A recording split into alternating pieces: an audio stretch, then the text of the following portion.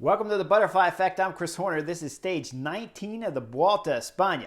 It's 132 kilometers long, about 80 miles in length, and has two categorized climbs on today's stage. They're identical climbs because they're going to go up it twice. They're going to do two big circuits on today's stage, going out of town, up, climbing for about 20K, but the climb proper is 9K, 5.9%. So it's a solid climb, but under 6%. Remember when I always tell you guys, you start getting under 6%, starts changing the chemistry a little bit. But today's stage, I promised you guys was going to be exciting, and I let you guys all down because it wasn't. When the cameras come on, it's 110 kilometers to go. There's only 3 riders up the road. It's Ander Okamica from Burgos BH. He's got Brandon McNulty from UAE Team Emirates with him, and Casado from EF Education. They got about a 4-minute lead, and they got one rider chasing, Lawson Craddock from Bike Exchange. He's only about 30 seconds back, but the 3 riders up front, they don't want to wait for the Bike Exchange rider because they just stay on the gas. Once they go over the first KOM, they're going to stay on the gas, and Lawson Craddock, we'll see in the picture, was still about 80 kilometers to go. There's nobody in front of them, so the Bike Exchange rider will sit up and go back to the peloton. Now coming up that climb, setting tempo throughout the stage so far has been Trek Segafredo, and if we back the film all the way up before the race started, Mads Pedersen gave an interview talking about how they wanted to control today's stage, and they were hoping that maybe UAE Team Emirates with Pascal Ackermann would give a little bit of help on today's stage and they can make it a field sprint. Wasn't as solid as an interview as we had seen earlier on the stage when Harada from Cofidis had won, when Mads Pedersen had talked about they're going to control the whole stage, bring it all back, and make it for a field sprint. And there's no chance that a breakaway is going to stay off on today's stage. Today, though, the interview with Mads Pedersen, he wants the same outcome as that stage that Harada won, but not saying it quite with the same vigor and pure confidence that he had that day. Now, when we talk about the race and getting going, like I said, it's Trek Segafredo on the front. The gap's about 4 minutes, and we're at 110 kilometers to go when we see them pulling right there. They'll go over the top of the KOM behind the 4 riders up front, and they've already brought some of that 4-minute time gap down to 3 minutes and 40 seconds at the first KOM. Now, coming down the descent, it's all Trek Segafredo leading all the way into the final climb on today's stage. And then with about 9 kilometers to go on this last climb, we're going to see that it's Bahrain Victorious gets on the front for Mikel Landa. Now I'm sitting on the couch. I can't figure this out, guys. I really can't. I apologize because I was so far wrong on today's race strategy of how it would play out that this is absolutely the most boring race I have seen probably since 2020. It's been at least a couple years. You guys will have to leave some comments down below after the video to tell me which one you thought was more boring than what today's stage is.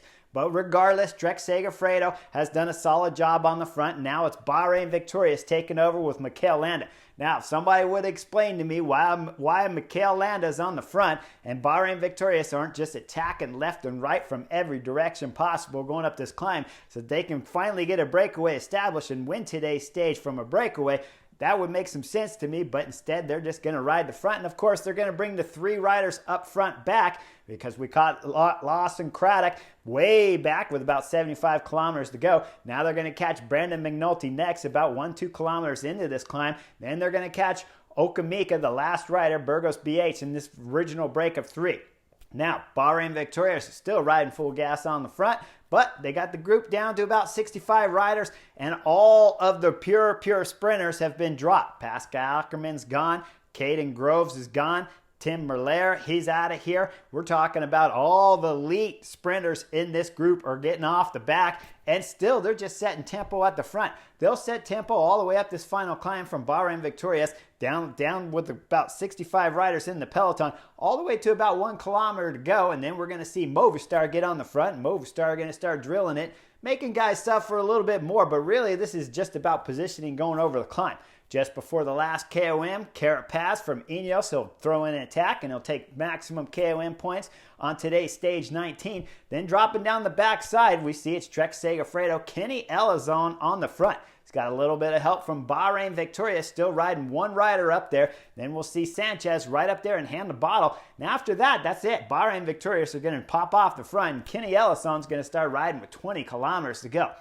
Now I'm sitting on the couch and I'm like, Oh man, this is when the attacks are going to start. They made it over all the climbs. There's 65 guys left in the race. Trek Segafredo only have 4 guys. Mads Pedersen's their sprinter, so he can't do much work on the front. Julian Bernard's still there. Antonio Tiberieri's still there. And Kenny Elisson's on the front. Kenny Elisson's about half my size, so there's not much he's going to be able to do.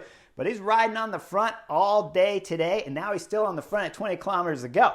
Then all of a sudden, the film will back up to the back of the peloton, and we see it's Mads Pedersen back there from Trek Segafredo. He's filling up his bottles, drinking, getting hydrated for the finishing sprint. So clearly, he's not too nervous about any attacks going on at today's stage, and they still aren't attacking.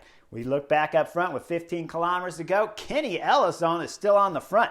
Just when we start nearing about 10 kilometers to go, we look at the back of the peloton, and they're all chit-chatting back there. And up front, we see it's Kenny Ellisson from Trek Segafredo.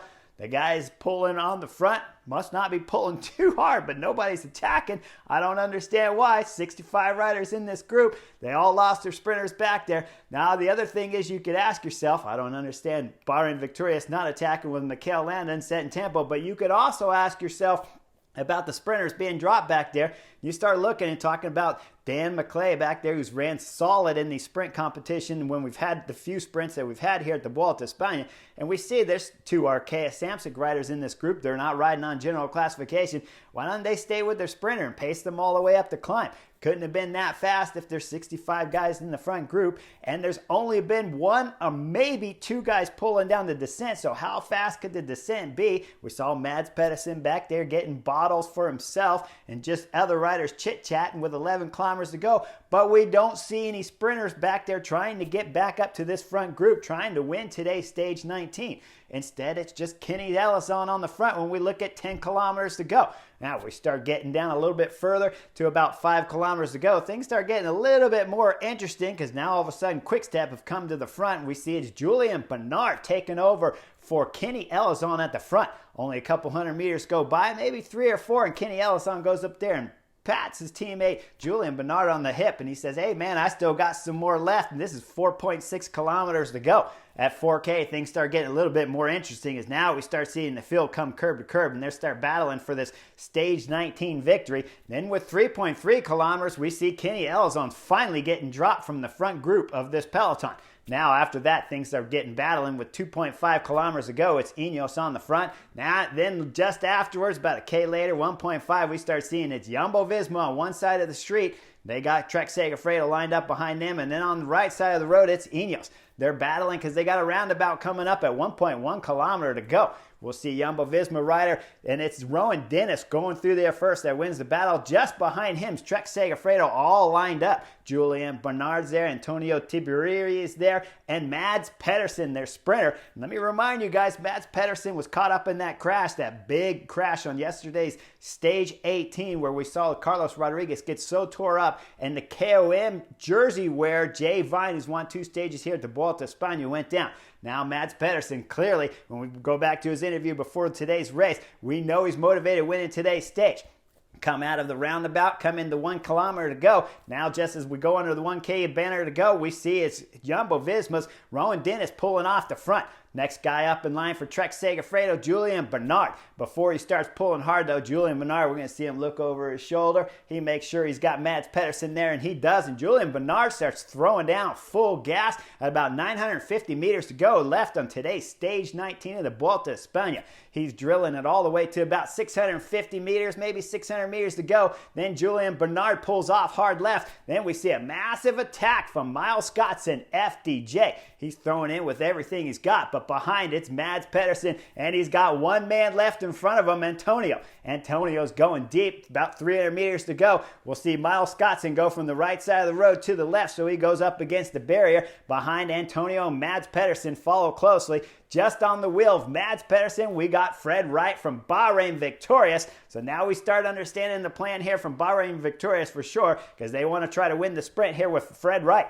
Now let me remind you guys, Fred Wright hasn't won anything. Nothing throughout the Vuelta, nothing throughout the Tour de France, but he has shown some good form, I'll give him that. But now he's there on the sprinter of Mads Pedersen's wheel. We're coming into the finish now, and it's getting closer and closer with about 200 meters to go. We look up front, all of a sudden Miles Scottson's looking back over his right shoulder, and he sees Mads Pedersen has started his sprint. Mads Pedersen comes flying off the wheel of his teammate Antonio Tiberieri, who did a great job of bringing back Miles Scottson up front from FDJ. With the acceleration of Mads Pedersen, he's going fast. His head drops down, his head lifts back up, then it drops down one more time, and it'll drop down a third time and then come back up with 25 meters to go. Fred Wright started his acceleration. He's starting to come up on the back wheel there of Mads Pedersen, but Pedersen knows he has his third stage race victory here at the Vuelta a España. He won stage 13, he won 16, and he won 19. Comes across the line, winning a big stage for Trek Segafredo. 3 stage wins here at the Tour of Spain, 1 at the Tour de France. Gives Mads Pedersen 4 individual stage victories at Grand Tours for 2022. We still got one more sprinter day left, and who knows what Mads can do on tomorrow's stage, because he's clearly climbing good. But let's stay focused and keep it real and think it's probably stage 21's his next best chance if he can beat the pure sprinters that got dropped from today's stage 19 race going up over the last KOM. Now, I don't understand the tactics of today's stage.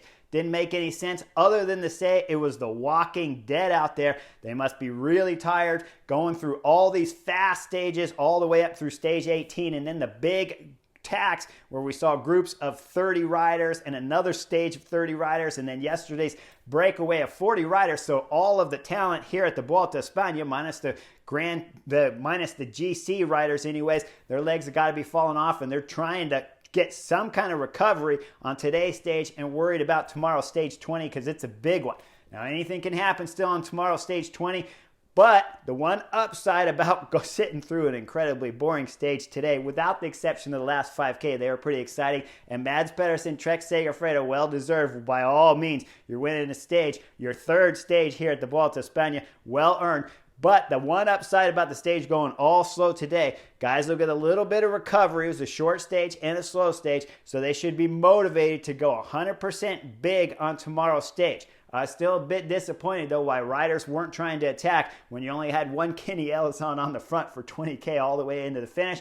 But that's the way it played out. Sometimes that's bike racing. Make sure you guys like and subscribe. Tomorrow's Mountainous Stage 20 is the last big stage for the GC battle here at the Vuelta a España to see if Remco Evenepoel, the Belgian rider, can hold on to that red race leader's jersey here at the Vuelta a España. Like and subscribe, and I'll see you guys tomorrow for Stage 20 of the Vuelta a España.